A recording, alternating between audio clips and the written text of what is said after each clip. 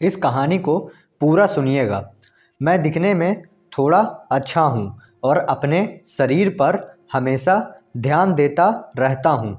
मेरे घर के पास ही एक परिवार रहता है। उसमें एक महिला और उनकी बेटी ही रहती थी। महिला का बहुत साल पहले ही तलाक हो चुका था। वह महिला देखने में किसी हीरोइन से कम नहीं है।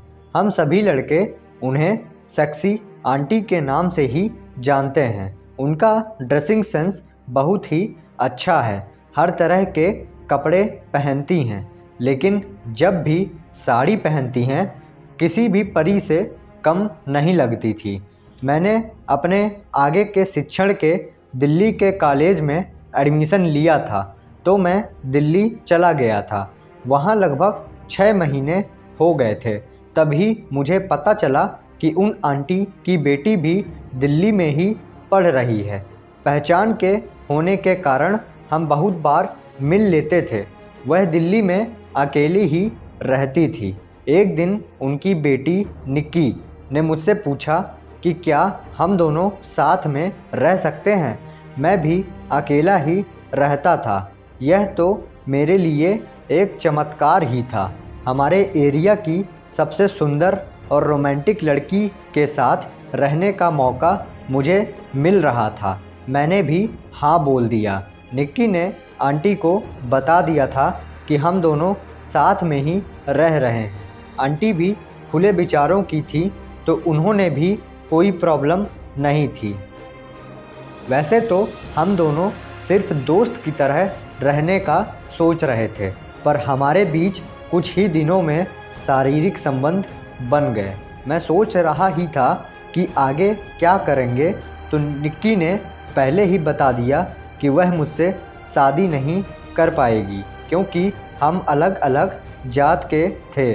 मैं भी समझ गया था कि हम आगे सिर्फ दोस्त बनके ही रहें।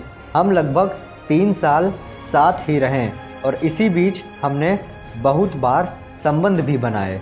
शादी के कुछ दिन बाद ही एक दिन आंटी को कुछ काम था, तो उन्होंने मुझे बुलाया। उनके कंप्यूटर का थोड़ा काम था।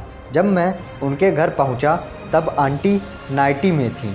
मैंने उनका कंप्यूटर देखा और ज़्यादा कुछ प्रॉब्लम नहीं थी। 2 मिनट में ही ठीक हो गई। मैं वापस जाने लगा तो आंटी ने बोला, थोड़ा रुको, चाय पी कर जाओ। मैं रुक गया और चाय पीने लगा। आंटी मेरे बाजू में आकर बैठ गईं और बातें करने लगीं। पूछ रही थीं कि दिल्ली में जब मैं उनकी बेटी के साथ रहता था तो कोई प्रॉब्लम तो नहीं हुई ना। मैंने भी कहा कि नहीं, कोई प्रॉब्लम नहीं हुई।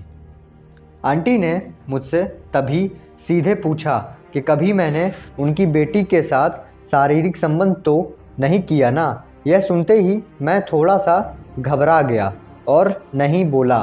तभी आंटी मुझे देखकर हंसी और बोली, पागल, इतना डर क्यों रहे हो? किया भी होगा तो कोई प्रॉब्लम नहीं है। जवान हो, अभी नहीं करोगे तो कब करोगे? ऐसे ही प्यार से बातें करते हुए उन्होंने मेरे से बुलवा लिया कि मैंने निक्की के साथ संबंध बनाया था। आंटी भी हंसकर ही बातें कर रही थी। बात करते करते उन्होंने अचानक मेरी जांघ पर हाथ रख दिया और बोली, मैं कैसी दिखती हूँ? मैं अब थोड़ा ज़्यादा ही घबरा गया और बोला कि अच्छी ही दिखती हो। फिर आंटी बोली कि चलो थोड़ी मस्ती करते हैं। उसके बाद मुझे कुछ बोलने का मौका ही नहीं मिला। आंटी का मुझ पर पूरा कंट्रोल था।